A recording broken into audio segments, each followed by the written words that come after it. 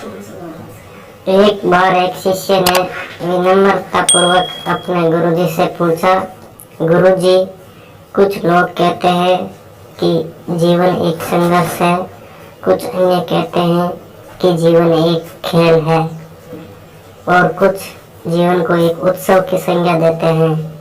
इनमें कौन सही है? गुरुजी ने तत्काल बड़े ही धैर्य पूर्वक उत्तर दिया, पुत्र, जिन्हें गुरु नहीं मिला उनके लिए जीवन एक संघर्ष है, जिन्हें गुरु मिल गया उनका जीवन एक खेल है, और जो लोग गुरु द्वारा बताए गए मार्ग पर चलने लगते हैं मात्र वे ही जीवन को एक उत्सव का नाम देने का साहस जुटा पाते हैं।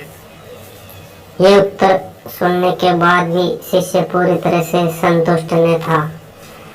गुरुजी को इसका आभास हो गया।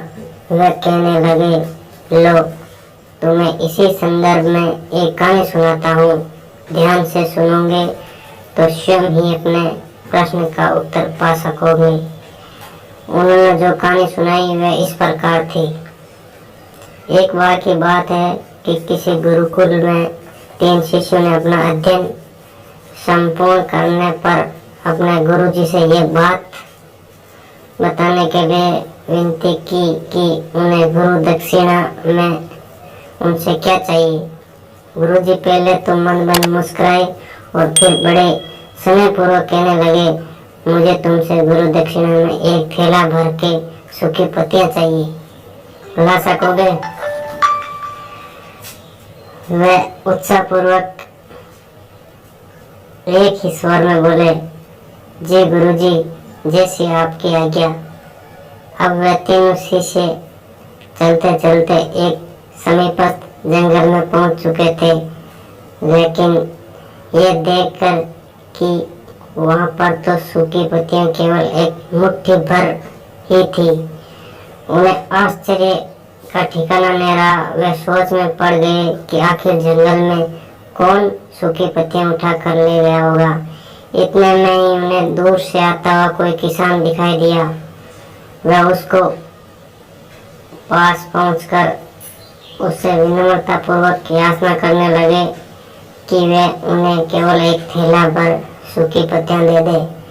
अब उस किसान ने उनसे समय याचना करते हुए उन्हें यह बताया कि वे उनकी मदद नहीं कर सकता, क्योंकि उसने सूखी पत्तियों का ईंधन के रूप में पहले ही उपयोग कर लिया था।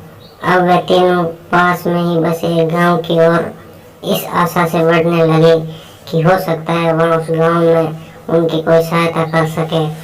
वहां पहुंचकर उन्होंने जब एक व्यापारी को देखा तो बड़ी उम्मीद से उसे एक थैला भर सूखी पत्तियां देने के लिए प्रार्थना करने लगे, लेकिन उन्हें फिर से एक बार निराशा ही हाथ आई, क्योंकि उस व्यापारी ने तो पहले ही कुछ पैसे कमाने के लिए सूखी पत्तियों के दोने बनाकर भेज दिए थे।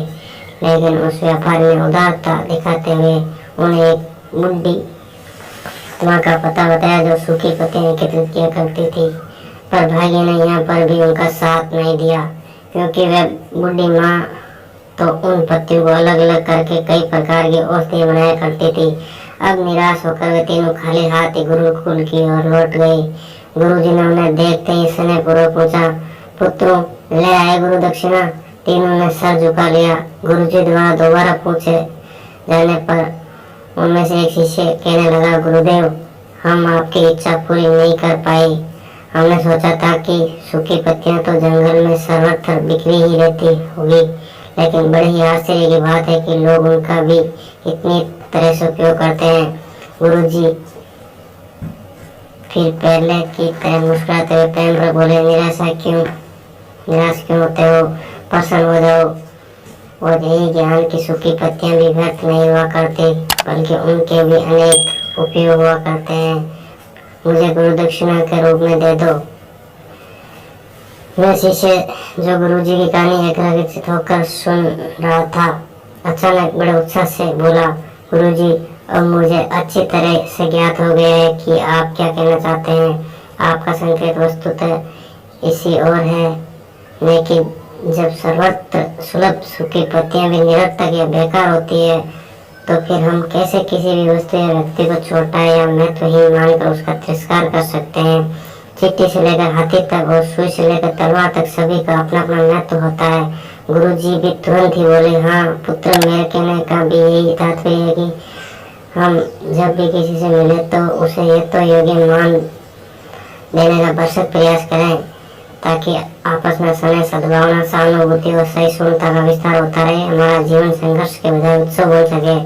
दूसरे, यदि जीवन को एक खेल ही माना जाए तो बेहतर ये होगा कि हम निर्विक्षेप, स्वस्थ और शांत प्रतियोगिता में भाग लें और उनके निष्पादन तथा निर्माण को ऊंचाइयों के शिखर पर ले जाने का अथक प्रयास करें। अब से पूरी तरह से संतुष्ट था। अंततः मैं यही कहना चाहती हूँ कि यदि हम मन, वचन और कर्म इन तीनों ही स्तरों पर इस कहानी का मूल्यांकन करें तो भी ये कहानी खरी ही उतरेगी। सबके प्रति पूर्वाग्रह से मुक्त मन वाला व्यक्ति अपने वचनों से कभी भी किसी को आहत करने का दुस्साहस नहीं करता और उसकी यही ऊर्जा उसके पुरुषार्थ के मार्ग की समस्त बाधाओं को हर लेती है। वस्तुतः हमारे जीवन का सबसे बड़ा उत्सव पुरुषार्थ होता है, ऐसा विद्वानों का मत है।